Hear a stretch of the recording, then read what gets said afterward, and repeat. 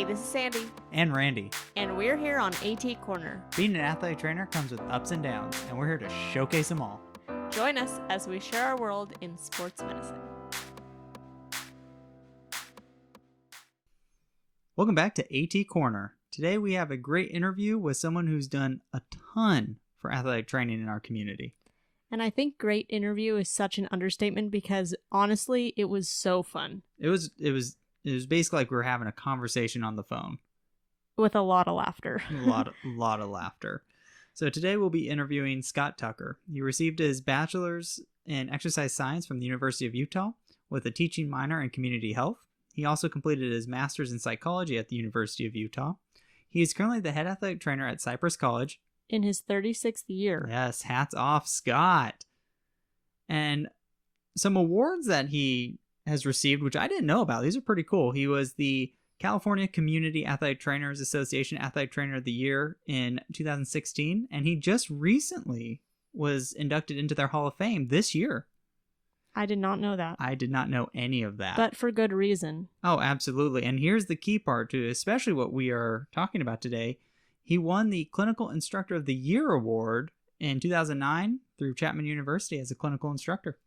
And you guys, I don't want to make you wait to see why. So let's hear from Scott. Scott. So we'll just jump right on in some cryo breakers. What made you become an athletic trainer? I don't know if it's an interesting story, but when I only attended one university, major university. When I was at that institution, my goal or my plans were really to attend medical school. So originally, however, I had an athletic training student in one of my classes, one of my courses, one of my kin courses, which was kind of cool. And this person was again, like I mentioned, an athletic training student at this university. And I had a sports injury that I was telling him about. So he invited me into the clinic one afternoon to give me some treatment, just, courtesy and help me out with this injury. I had nowhere to go. So he's going to help me and give me a little tape job for it. And so as I walked in the facility, I'm kind of looking around. I'm noticing this is Division I now. So I'm going, this is really nice. This is big time, I'm like, what is this? This is really neat. And I obviously figured it out that this is orthopedic related. I didn't know a whole lot about athletic training at the time. And so I was impressed. And I asked him, what's going on here? What do you do? What's your role? Kind of what's your, duties? And so when he told me that, I was somewhat intrigued. He says, you know what, you're going to medical school. What do you want to do? I said, orthopedics. He said, this is where you need to be. You're going to learn a lot about orthopedics here. So this would be a good kind of, starting point for you. And so the rest is history. And I said, you got it. So I started coming every once in a while and hanging out with him in the athletic training clinic there.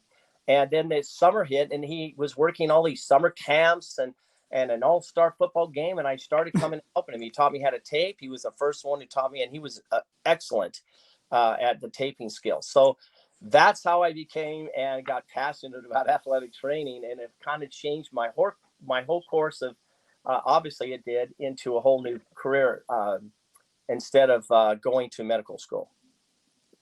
It's kind of funny how people stumble upon athletic training. Yeah, it's really interesting. Especially at that D1 level. Yeah, I had no intention, no interest at the time. My interest was in orthopedics, so it tied in, which was nice.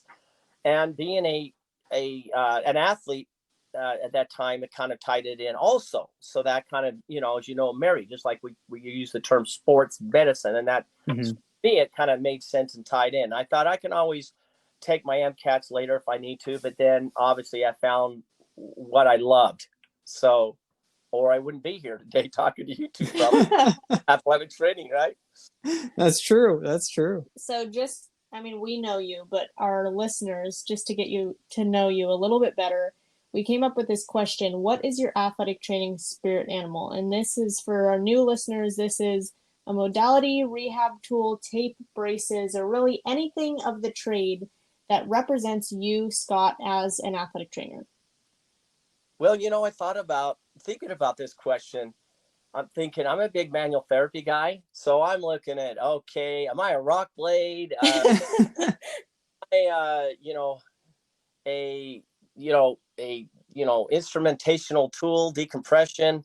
What am I? But when I'm really big and in the rehabilitation area. So the other day, yesterday, I was rehabilitating a friend of mine who happens to be a neighbor, and he's a former baseball player of ours. He had a knee replacement, and he says, Scott, the best exercise that you've given me at this point now where I'm at is these physio ball squats. I love them. It's getting my range of motion back. I love the balance aspect of it. And I use a lot of the physio ball, even in its existence back in the day when we called them Swiss balls, if you remember that. Mhm. So I'm going to have to say my spirit animal is physio ball. Oh, I love it, Scott. Hey, don't worry. I still call it a Swiss ball. That's There you go. that's my go-to. So we still, of all the other things we do, I'm going to have to say when I heard him talk about how he loved that physio ball and what it meant to him and how it's really assisted him and his range of motion and his strength, I said, I think I'm a physio ball now. There you go. That's my spirit animal. There you go, Scott. Loved by many. Yes. Versatile. Oh my gosh, I love that so much. So since we're going to be talking about being a preceptor, and I know a lot of athletic training students do a lot of interesting things, I was going to say, let's kick it off with a story or experience or anything of being a preceptor. Well, I think the story I'd like to start off with one of the things that we like to instill in our program over all the years is professionalism. I'm really big on it, kind of a pet peeve of mine when I see that someone is not acting professional. I think it really ties in with our profession, the career, the history of athletic training, the licensureship issues we've had here in the state of California. So I'm going to tell you a story about professionalism that ties in, but unfortunately this is comical more so, but also underlining very unprofessional behavior on the part of the program, which I love so much and I attended. So it's kind of this catch-22. But this was my first introduction. I'm going to tell you about one of my mentors and how I got accepted into the program at the university I attended.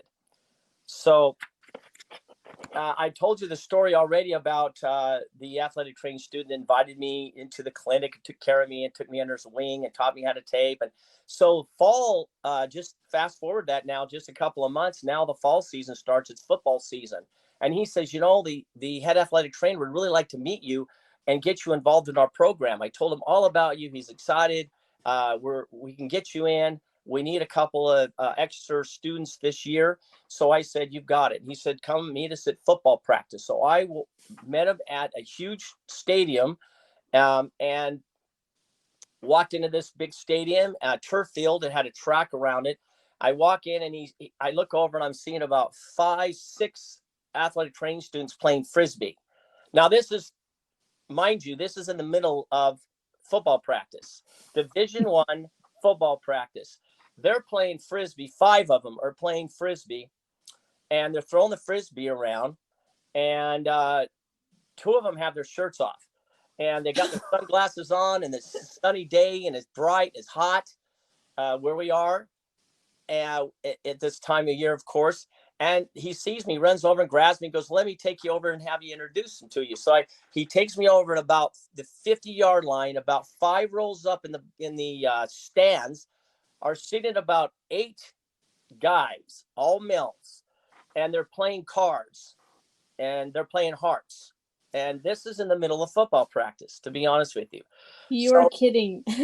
Me on right in front of them on the track. I'm standing there, and one of the people playing hearts with them is a very famous athletic trainer that was in the NBA for many years that I went to school. They're playing hearts. So he introduces me to these guys, and the head athletic trainer says, hey, yeah, I've heard a lot of great things about you. I heard you got a lot of excitement and energy, and I heard you really have a lot of interest now in athletic training. I just have a couple of questions for you.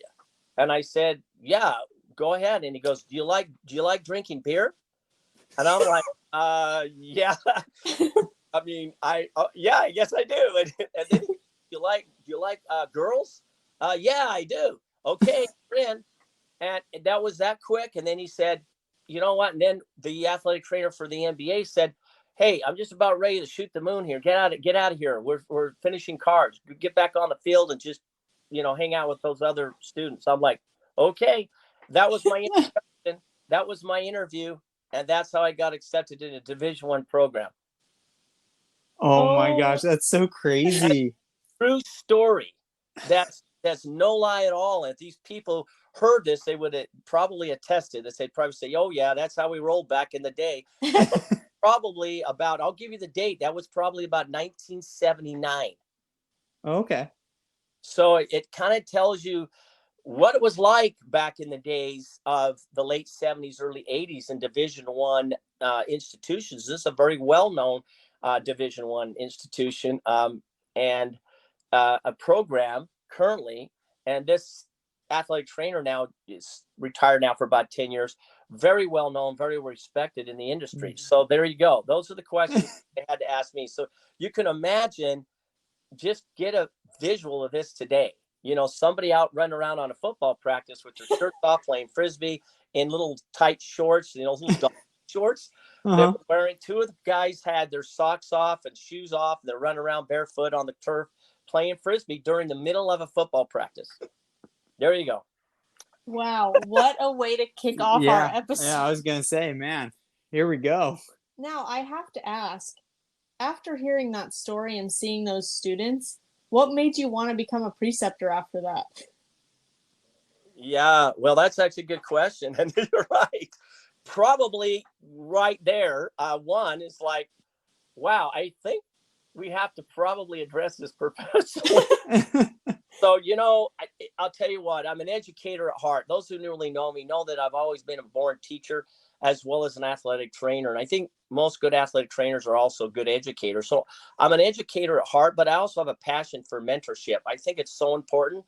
And also giving back to our AT students. I think it's for what people have done for me. And Jerry Lloyd's a good example, a former athletic trainer, a head athletic trainer at Cal State Fullerton, and also a Hall of Famer. And Fuada was very instrumental actually in my position at Cypress, believe it or not. And that's a whole nother convoluted story. So it's time for me, and it has been for many years, to give back to our students, and that's what I enjoy doing. In that process of giving back to the students, what's been the most rewarding part? Well, I'm going to have to say, probably sharing the experience and the growth and improvement that I see in the students as they progress through the rotation. Example of that would be to see the joy and excitement that the student, as they successfully, like I'll say, successfully evaluate an injury and correctly diagnose, especially for the first time. There's, their eyes, and they're so excited they got it right and correct. And for me to see that joy and excitement, I just really think it for me, it's so rewarding. And that's, I think, one of the most, like you mentioned, Randy, probably the top one. So it's somewhat intangible. It's just that, the feeling you get from what you see and what you experience. Along with those positives of being a preceptor, it's not an easy task working as a certified athletic trainer, and then now you have the additional voluntary role of being a preceptor. What has been the hardest part of that duty?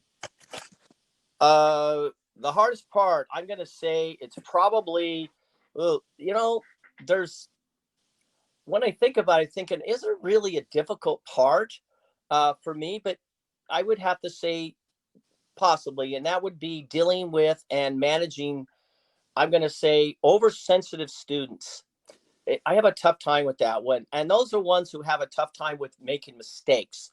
Those students. And and accepting transparent criticism. Those ones that feel like, I just can't make a mistake ever.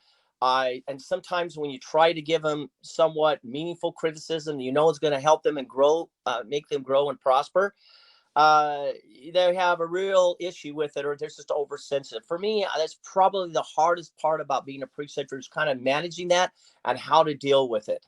And I think just takes experience. And over years of dealing with it, I've just, learned how to manage that correctly and then help other new young professionals in dealing with that issue. They'll always say it's the Gen Zs now, right? The millennials first, and now the Gen Zs. and it's because that's what they are. One of their weaknesses, right, is this oversensitive. But I think it may just be a personality trait overall. It doesn't necessarily have to be generational, even though we can blame Gen Zs right now for something like that. But I just think some people are very oversensitive, and we have to be. I respect it, and it's sometimes challenging for me to deal with it. Good question. Yeah, I was definitely one of those students who had a hard time making mistakes, but I think once I got out of on my own, that was just a major game changer. Nice. That's interesting to hear.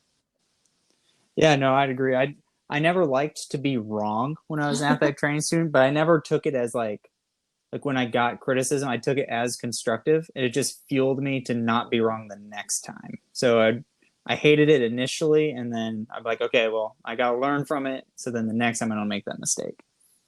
Yeah, good point.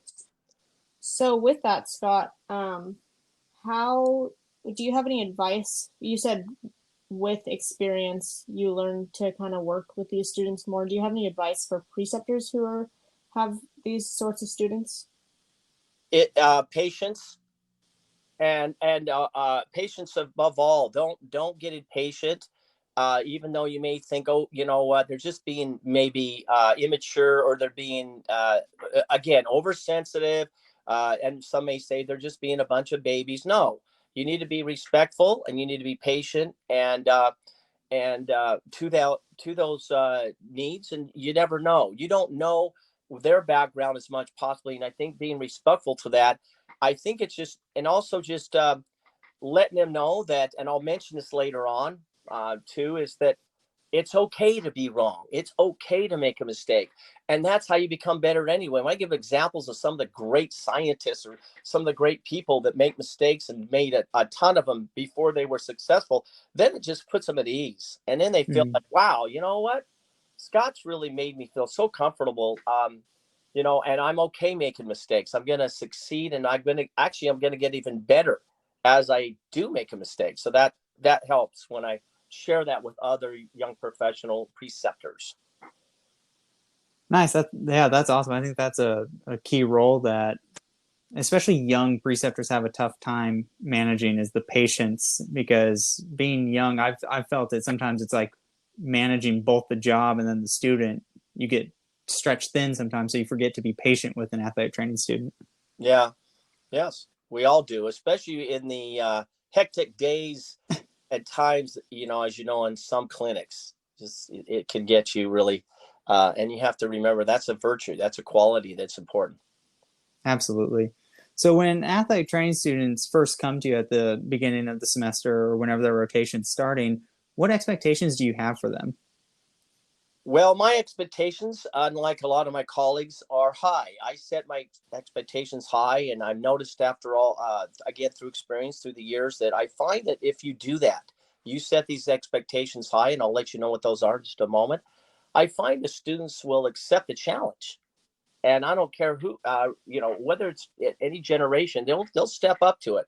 But you have to give them high demands, and they'll step up to the plate, so to speak, in those higher expectations. So I have developed at my institution, Cypress College, a Cypress College expectation worksheet that I have actually shared nationally with a lot of preceptors that have found out that I have developed this, and they want to look at what I've done. And this is a pretty lengthy worksheet that I actually go over during our orientation meeting, which at our institution lasts approximately 3-4+ hours. And the students have seemed to be real receptive to this since I've incorporated this about 4 or 5 years ago.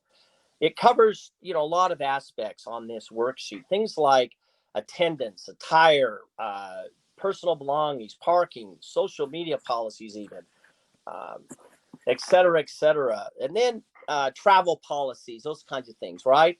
And we discuss all of that. And they're writing this down. They're actually documenting, filling the worksheet out. That's what it's for. And then we have also this checklist on this worksheet, and we discuss and review things like our expectation, actual specific expectations, which I'm going to outline again for you both here in a moment. Discuss reviewing our policies and procedures at our clinic, discussing EAPs, discussing SMART goals, and discuss weekly meetings that I actually conduct that are mandatory at our institution, discussing preceptor expectations throughout the semester and then our campus tour. Those are all on our checklist. And then we have goal setting. We actually have them establish a minimum of 5 SMART goals. And I have to sometimes educate them as what a SMART goal really is. So something they can measure, of course, is specific. They have a hard time sometimes understanding that, okay, what is that SMART goal? That's right. So when they something that's realistic and they know they can accomplish it, but I don't mind them, basically making something challenging in those goals. So they have to do a minimum of 5, and they're actually documented and written. I post those in my clinic on a board, and every once in a while, actually every week, we review them and we go over them, and they're there for me to look at throughout the day, or even I'm on the phone or something, I'll look at them and kind of determine how are they doing with those goals. I actually have them take a copy, and they have required to go home and put them on their refrigerator or in their bedroom, wherever, dorm room, wherever, right there on the board. So they get a chance to look at them. But we also now have incorporated some specific expectations according to the clinical rotation. So I've broken it down to weeks. For instance, week 1 and 2, they have to do things like meet with all coaches, be familiar with the clinic and campus facilities, EAPs. They start their first semester goal then. They meet the AD. They orient to all equipment, supplies, and storage, how our PPEs are implemented, and our athletic training cart training, our electric cart, gas cart training. We have 2, by the way. Then we go to week 3 and 6. They have to complete injury reports for coaches, weekly and weekly coaches reports. They build a rapport with all the staff as well as our coaching staff. Build injury and rehab protocols, multitask, learn how to do some of these multitasking things within standard. Complete 1 goal within that first 3 weeks. Develop a working knowledge with sportswear, evidence-based special test, event setup and strike by themselves, and they have to travel at least 1 or 2 sporting activities with me in that 3 to 5 weeks. 6, excuse me. Then 6 to 10 weeks, take control. They have to run daily clinic duties, and they're kind of in charge that day, as though it's run that by themselves, like they're the head athletic trainer, the one in charge. So they really get a kick out of that one. Puts them in a leadership role and a huge responsibility. Evidence-based practices now, into incorporating those into the clinic and daily practices. They have to complete 2 to 3 goals. They have to perform on-field evaluations now, and that's autonomously, which means obviously they're out there, and I am not giving them any feedback, and I'm letting them take control. And I'll tell you what, talk about developing that strength so quickly when I don't have to hover over and keep giving them feedback, and they really grow in that area.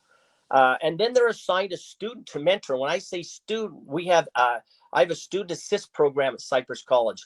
And this is fairly new, and we have students that are in-house that are interested in the field of athletic training, and it gives them a good orientation place, a great facility to come to. And they are actually assigned to one of these students now and enjoy a mentorship for them. So they get to show them, here's what it takes to get in the program. Here's what you need to do educationally, and really help them out. It's really been instrumental, and they get a kick out of it too.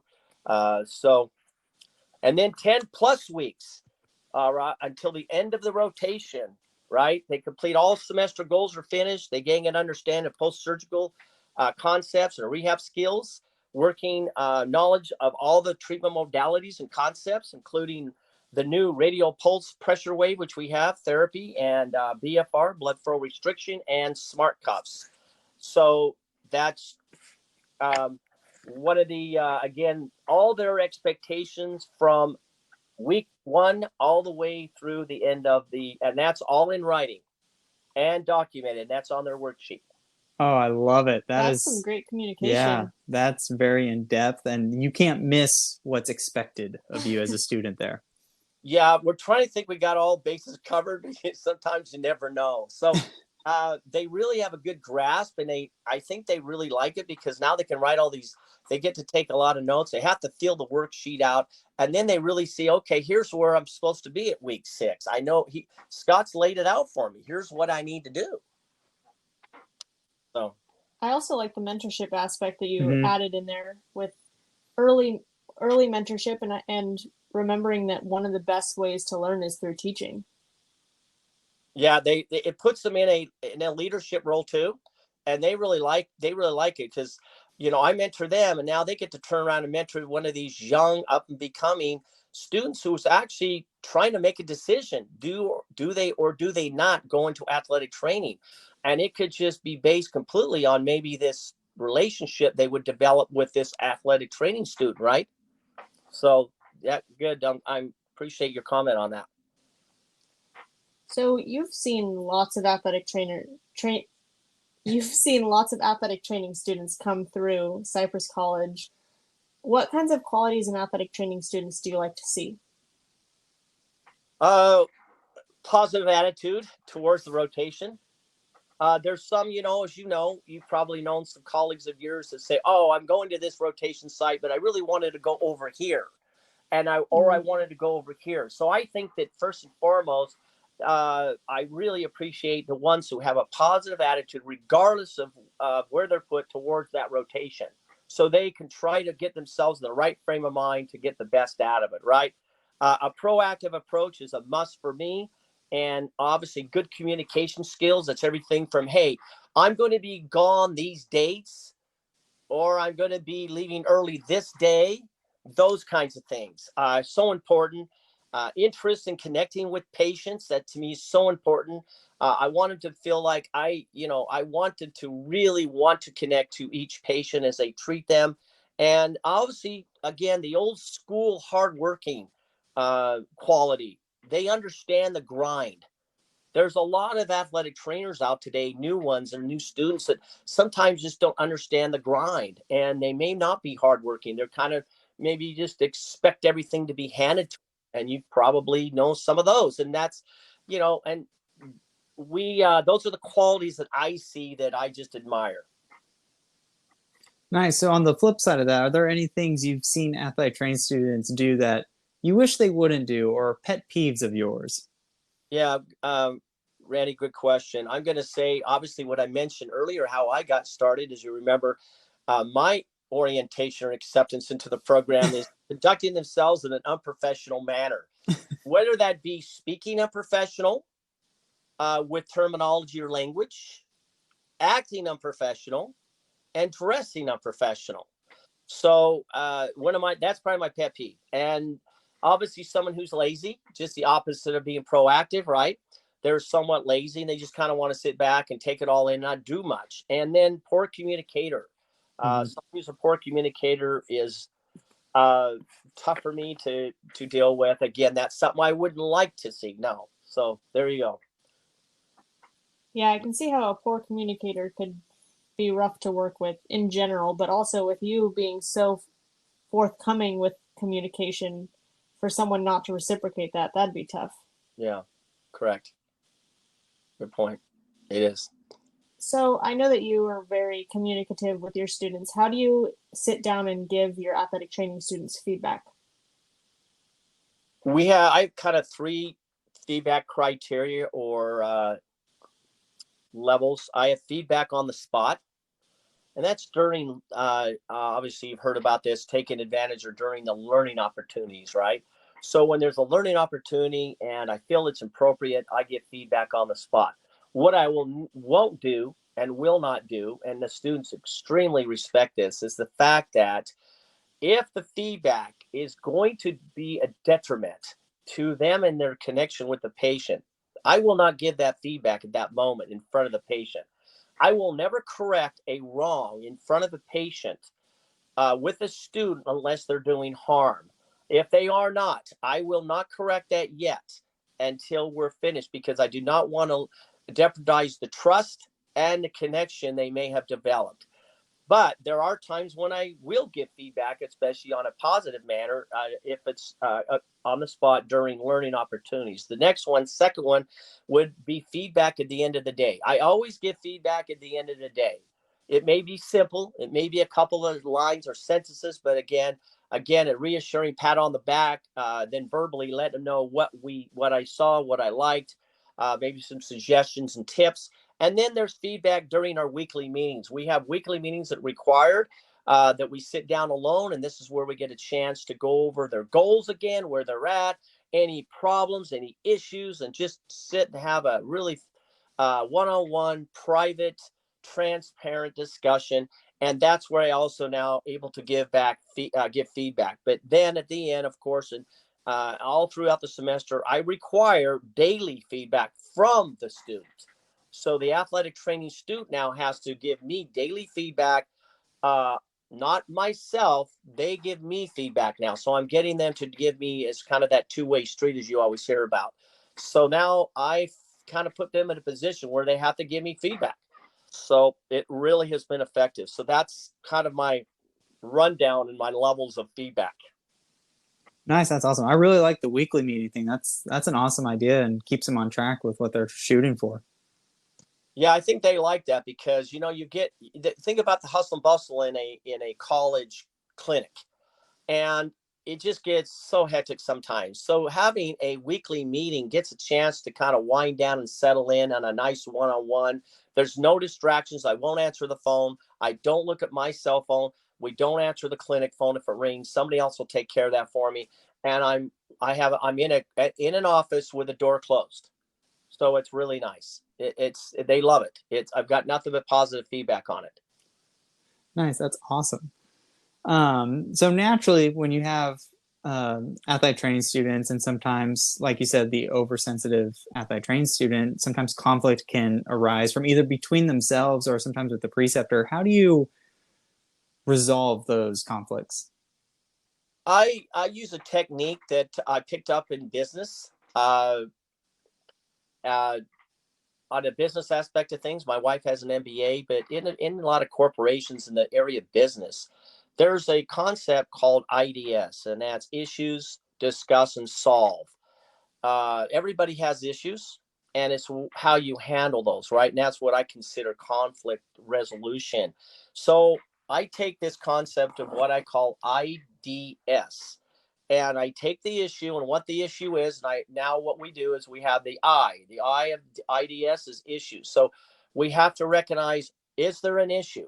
And if there is an issue, whether it be my issue or the student's issue, now we've identified there's an issue, right? Now we discuss the issue together. And discussion is actually shorter. The issue itself becomes more lengthy. Then discussion is usually pretty short. And then after that, it's the S, and that's the solution. And so we form a solution for the issue. And that's using transparency and good communication again. So again, IDS, issues, discuss, and solve. Develop a solution. And it doesn't matter at any level. I've had some that are very, very minor conflicts, and others have been a little more serious. But at the end, it's like, okay, now we've identified it. We discuss it. Let's come up with a solution that's going to work for both of us. We move on, and that's the professional thing to do, because you're going to see this the rest of your life, right? It doesn't matter where you're at and what profession you're in, but that's what you do. So IDS, I call it. Nice, that's awesome. That's Very cool. simple and easy to remember too. Yes, there's a book called Traction, and it's a business book that I've read. And in that book, they actually use that concept. And this is a book that's goes over a system called EOS, which is Entrepreneurial Operating System. And it's basically showing all these business people, owners, and entrepreneurs out there how to conflict resolution. That's one thing they go over, is this IDS. So it's helped in my profession, which is nice. So. All right, Scott, what's the most important thing you hope athletic training students learn from the rotation? I hope they've picked up and learned the passion for patient care that I have. And I think that's so important for me. I think also improve evaluation and treatment skills. and techniques. So important for me to have them really grasp that and really get improve on that. And also something that a lot of my fellow preceptors don't think about as much, and that's emotional intelligence. Teaching these because it's a huge part, as you know, and that's part about connecting with the patient too, and how to deal with some of these problems and a lot of this mental, some of these psychological mental issues that may arise in dealing with patients. So, passion for patient care, improve evaluation and treatment skills and techniques, and emotional intelligence. Nice. Yeah, I think those are definitely great goals that every athletic training student should strive to achieve and understand. So now it's Sandra's apple of her eye, the applicable knowledge. And a big part of our listening base is either young professional or athletic training students. So we wanted to gear it more towards athletic training students. And what advice do you have for the students out there going into their next rotations and into their future careers? Great question. So I would first tell them, above all, work hard. Everybody likes a hard worker. I just had somebody interview for an NBA position. One of my hourlies had a phone interview with a G League position with a very well-known NBA franchise, and they are really looking for a hard-working, again, somebody who again enjoys and also gets that grind. So somebody's hardworking. Develop professional relationships. And something I really want them to know, and advice for moving on into their next rotation or moving on even in their career, start developing as early as you can these professional relationships with everyone. That's colleagues, staff, administrators, because you'll never know down the road when that may arise, and you've developed a really good professional and sincere, by the way. So you're not doing it just because you're trying to smooth someone. You really do care about maybe them and what they represent, but you just enjoy working with people and you want to develop those relationships. Think out of the box. A lot of people, again, we're kind of stuck in a box because we were taught one way, and we go to another rotation and they're doing something differently. Think out of the box. That's what you go to other rotations for, right? Don't be afraid to do that. Very good athletic trainers, successful ones, in my opinion, think out of the box. Don't be afraid. I told you to come back to this. Do not be afraid to make mistakes. Going to get knocked down. Get yourself right back up, dust off, and get after it again, because you're going to go down again soon.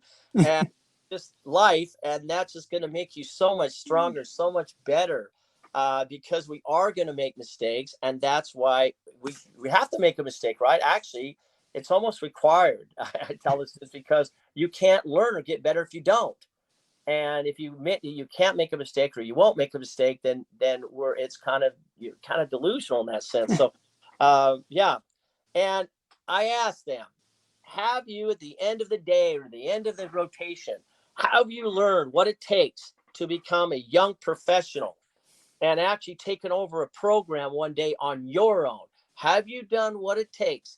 And have you put yourself in a position that one day now you could take over a community college, a four-year college, a professional team, and you can do it by yourself?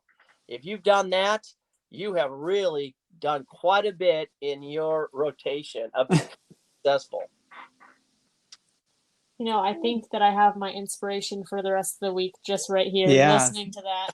yeah, I have some great notes for when I have students again. I'm excited. It's the passion in me, it's all about that. You got to have passion for what you do, right? If you don't have passion for something, then why are you doing it? Right? Move on and find something you're passionate about. That's okay. If athletic training's not your passion, that's all right. Find something that's your passion. It's just like that in anything in life. Find your passion. How many people do we know are doing and performing a job that they're not passionate about?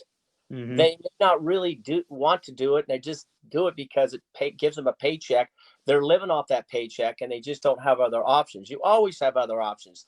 Life is full of options. You just don't have taken it upon yourself to actually choose another option. So remember, everybody out there, you've got to have passion for what you do. As long as you do that, you're going to be pretty much successful, because people see that passion in you. It doesn't matter what you are.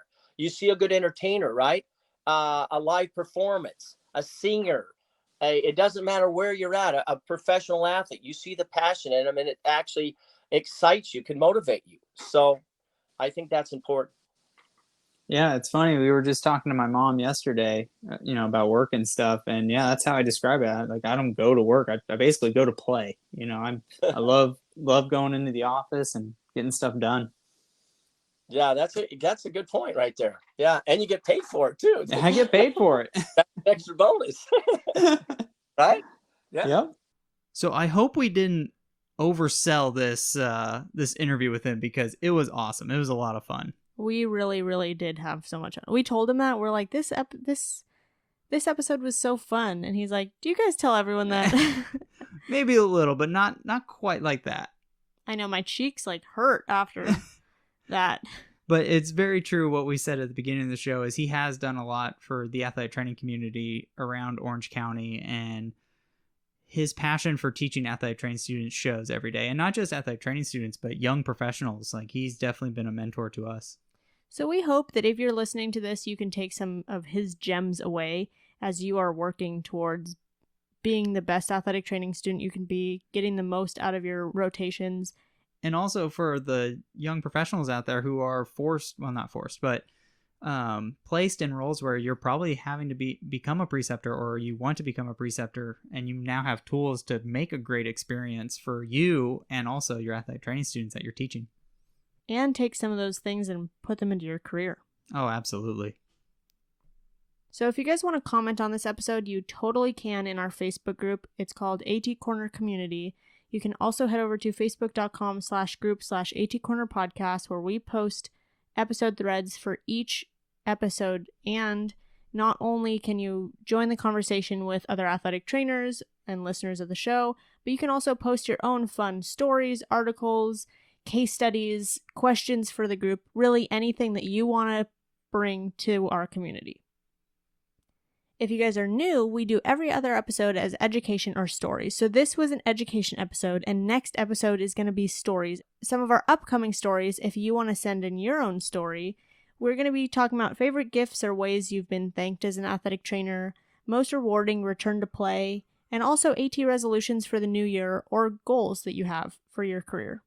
You can send those over to atcornereds@gmail.com, or check out our Instagram stories, because we'll post upcoming episodes in there as well. Also, if you listen to us on Apple Podcasts, please do not forget to share, rate, and review. We love to see a change in the ratings and see any reviews, and we might even put you on the show. Yeah, help us grow our audience. So you guys, you have anything else to say, Randy? Nope, that was perfect. Thank you for helping us showcase athletic training behind the tape. Bye.